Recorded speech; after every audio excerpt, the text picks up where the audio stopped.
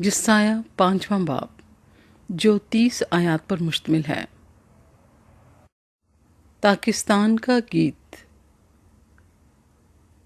اب میں اپنے محبوب کے لیے اپنے محبوب کا ایک گیت اس کے پاکستان کی بابت گاؤں گا۔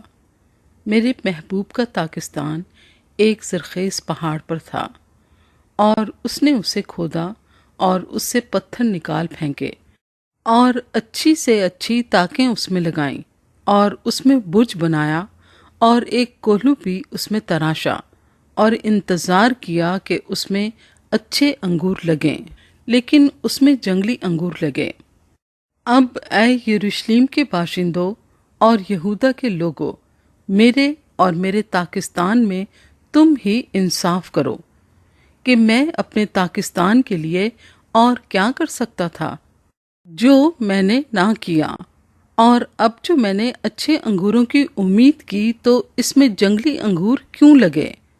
میں تم کو بتاتا ہوں کہ اب میں اپنے پاکستان سے کیا کروں گا۔ میں اس کی باڑ گرا دوں گا اور وہ چراگاہ ہوگا، اس کا احاطہ توڑ ڈالوں گا اور وہ پامال کیا جائے گا، اور میں اسے بالکل ویران کر دوں گا، وہ نہ چھانٹا جائے گا نہ نرایا جائے گا۔ اس میں اونٹ کٹارے اور کانٹے اگیں گے، اور میں بادلوں کو حکم کروں گا کہ اس پر مین نہ برسائیں۔ سو رب الافواج کا پاکستان بنی اسرائیل کا گھرانہ ہے، بنی یہودا اس کا خوش نما پودا ہے۔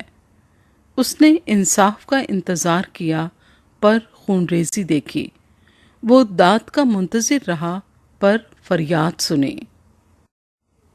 لوگوں کی بدعمالیاں۔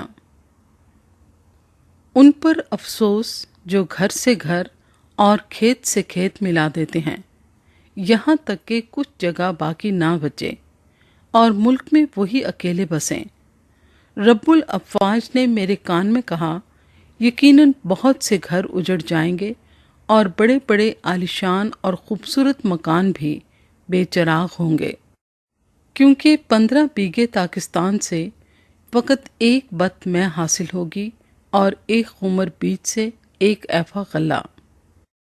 ان پر افسوس جو صبح سویرے اٹھتے ہیں تاکہ نشہ بازی کے درپے ہوں، اور جو رات کو جاگتے ہیں جب تک شراب ان کو بھڑکا نہ دے، اور ان کے جشن کی محفلوں میں بربط اور ستار اور دف اور بین اور شراب ہیں، لیکن وہ خداوند کے کام کو نہیں سوچتے اور اس کے ہاتھوں کی کاریگری پر غور نہیں کرتے۔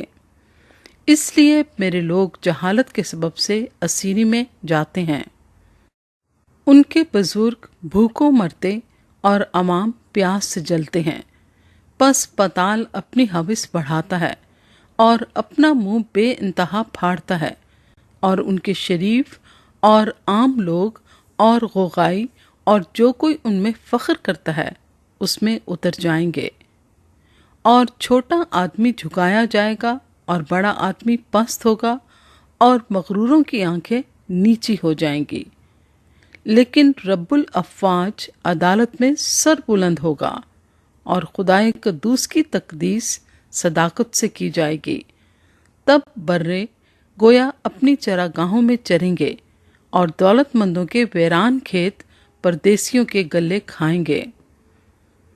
ان پر افسوس جو بطالت کی تنابوں سے بد کرداری کو اور گویا گاڑی کے رسوں سے گناہ کو کھینچ لاتے ہیں، اور جو کہتے ہیں کہ وہ جلدی کرے اور پھرتی سے اپنا کام کرے کہ ہم دیکھیں، اور اسرائیل کے قدوس کی مشورت نزدیک ہو اور آن پہنچے تاکہ ہم اسے جانیں۔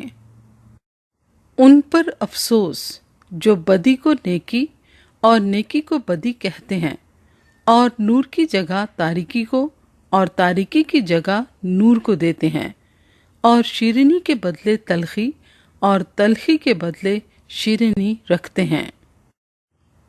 ان پر افسوس جو اپنی نظر میں دانش مند اور اپنی نگاہ میں صاحب امتیاز ہیں۔ ان پر افسوس جو میں پینے میں زوراور اور شراب ملانے میں پہلوان ہیں، جو رشوت लेके शरीरों को सादिक और सादिकों को नाराज ठहराते हैं। बस जिस तरह आग भूसे को खा जाती है और जलता हुआ फूस बैठ जाता है, उसी तरह उनकी जड़ बोसीदा होगी और उनकी कली गर्द की तरह उड़ जाएगी, क्योंकि उन्होंने रब्बुल अफ़वाज की शरीयत को तर्क किया और इसराइल के कद्दूस के कलाम को हकीर जाना। इसलिए खुदावंद का कहर उसके लोगों पर भड़का और उसने उनके खिलाफ अपना हाथ बढ़ाया और उनको मारा। चुनाचे पहाड़ कांप गए और उनकी लाशें बाजारों में गलाजत की मानिंद पड़ी हैं। बावजूद इसके उसका कहर टल नहीं गया, बल्कि उसका हाथ हनूस बढ़ा हुआ है और वो कौमों के लिए दूर से झंडा खड़ा करेगा और उनको ज़मीन की इंतहा से सुस्कार कर बुलाएगा। और देख, वो दौड़े चले आएंगे, ना कोई उनमें थकेगा, ना फिसलेगा, ना कोई ऊँगेगा, ना सोएगा, ना उनका कमर बंद खुलेगा और ना उनकी जूतियों का तस्मा टूटेगा। उनके तीर तेज हैं और उनकी सब कमानें कशीदा होंगी। उनके घोड़ों के सुम चकमाक और उनकी गाड़ियां गर्दबात की मानिंद होंगी। वो शेरनी की मानिंद गरजेंगे, हाँ, वो जवान शेरों की तरह धाड़ेंगे। वो गुर्रा कर शिकार पकड़ेंगे और उसे बेरोक टोक ले जाएंगे और कोई बचाने वाला ना होगा। और उस रोज वो उनमें ऐसा शोर मचाएंगे जैसे समंदर का शोर होता है। और अगर कोई इस मुल्क पर नजर करे तो बस अंधेरा और तंगहाली है और रोशनी उसके बादलों से तारीक हो जाती है।